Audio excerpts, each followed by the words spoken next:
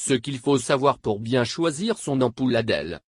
Choisir une ampoule ADEL, c'est opter pour la longévité et une économie substantielle d'énergie à l'usage. Mais pour être sûr de bénéficier de ces avantages, quelques critères essentiels sont à considérer à l'achat dans votre ampoule ADEL. Voici quelques conseils pour vous guider. La forme de l'ampoule et le type de culot. Les premiers critères pour choisir votre ampoule LED sont certainement la forme et le culot de l'ampoule.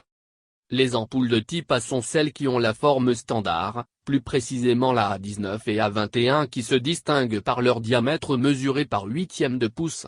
Ainsi, l'ampoule A19 typique a un diamètre de 2,375 pouces de diamètre, 19,8 égale 2,375, et 4,13 pouces de hauteur.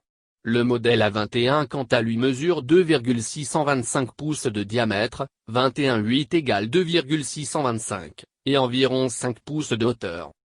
Par ailleurs, si vous prévoyez de remplacer vos anciennes ampoules halogènes ou autres par du LED, il faudra vérifier le type de culot.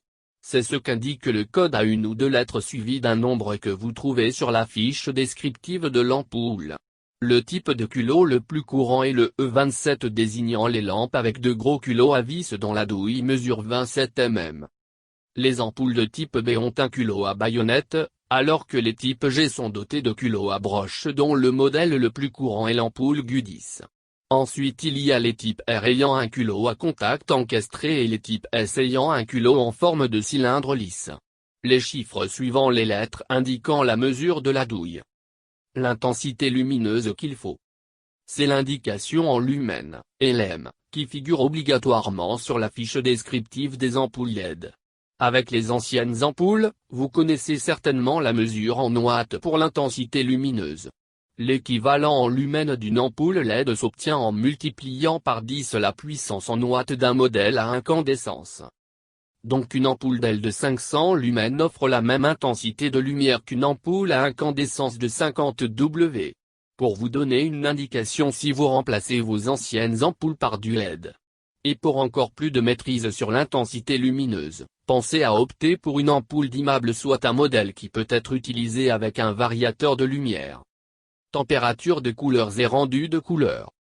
La température de couleur de l'ampoule LED est ce qui détermine l'ambiance que la lumière va créer dans la pièce à éclairer. C'est ce qu'indique le chiffre en Kelvin, sur l'étiquette de l'ampoule. Il y a en général 3 niveaux de température de couleur.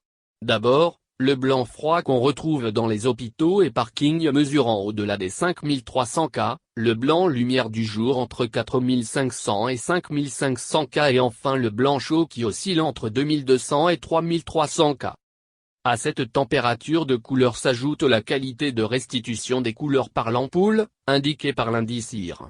Ce chiffre varie entre 0 et 100 et plus l'indice est élevé, mieux le rendu des couleurs est.